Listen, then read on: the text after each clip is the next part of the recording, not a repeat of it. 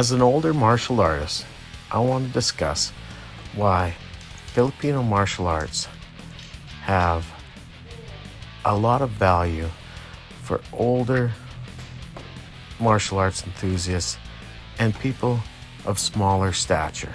But don't let the title fool you. Well, this video is going to be about why I believe Filipino martial arts is almost perfect for the older martial artist. Filipino martial arts is much more than that. It's great for everybody. You can adapt it to be as aggressive and hard and extreme as you want.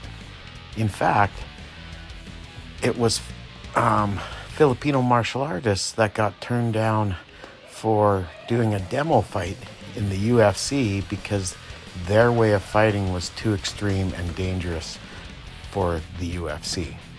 These were the Dog Brothers, and if you're a young guy and full of vim and vigor and you want to push yourself, you can spar like the Dog Brothers do.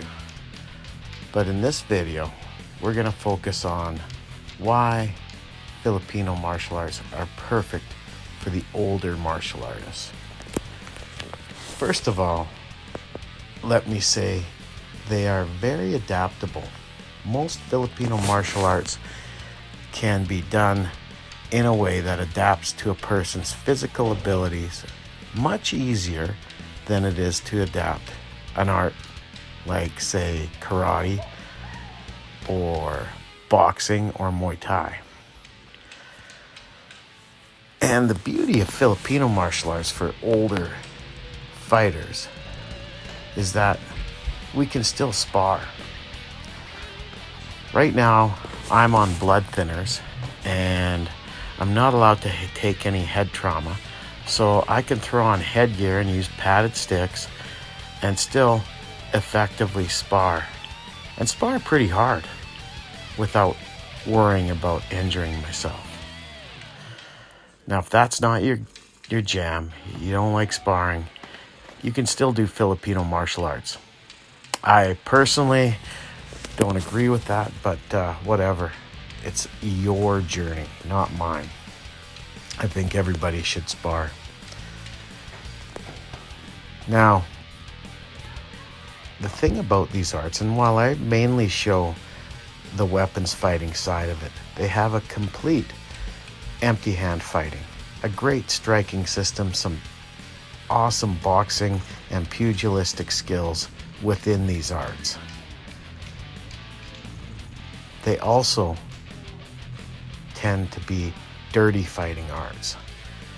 I mean, we train to use impact enhancers like sticks, pocket sticks, staffs, just about anything, a walking stick, which is very good for older martial artists because they can carry it without, bringing unwanted attention to themselves. Filipino martial arts also teaches edged weapons, such as knives, swords, and machetes. Impact enhancers and edged weapons are great equalizers when there is a large difference in strength. This is very important for escrimadores who are maybe smaller or have physical disabilities or are older in their decline, in their physical decline. Not only that, the ideals of having better timing will help older escrimadores be able to adapt to not being as fast, not being as physically strong. If you watch videos of a lot of the older escrimadores like Antonio Illustrissimo, you'll see that he may not be moving as fast as the people he's playing with. His timing was impeccable. This timing is important to develop if you are a weapons practitioner, but also helps you in empty hand. And while we're talking about empty hand or mano mano, Filipino martial arts has some dirty techniques, both empty hand and with weapons. The ideals of limb destruction or causing injury to your attacker's limb as he attacks you, eye attacks, digit breaking, and all sorts of tripping and knocking an opponent over. These are all part of Eskrima empty hand training. And these things can also help an older fighter be able to equalize aggression with a younger attacker. Of course, these techniques aren't perfect, and many of them require a lot of training to be able to pull them off at full speed. The other thing that I love about Eskrima is that the tap-out crowd look at it with derision. They say, well, that won't work in the octagon because you're not going to have a stick. Many people can't look beyond the surface of Filipino martial arts to see the attributes that are being trained. However, many fighters such as George St. Pierre and Anderson Silva have used Filipino martial arts drills to improve their timing.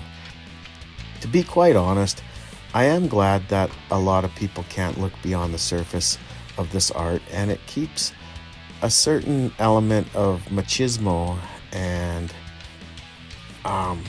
aggression out of here, because the people who do gravitate towards this art are people who are creative, imaginative, and out to just have some fun in training, rather than someone who's looking to be a champion in the octagon. You know, other people can train that. It's hard on the body. Whereas this, I can teach, I can play, I can practice at 57, even after having a heart attack.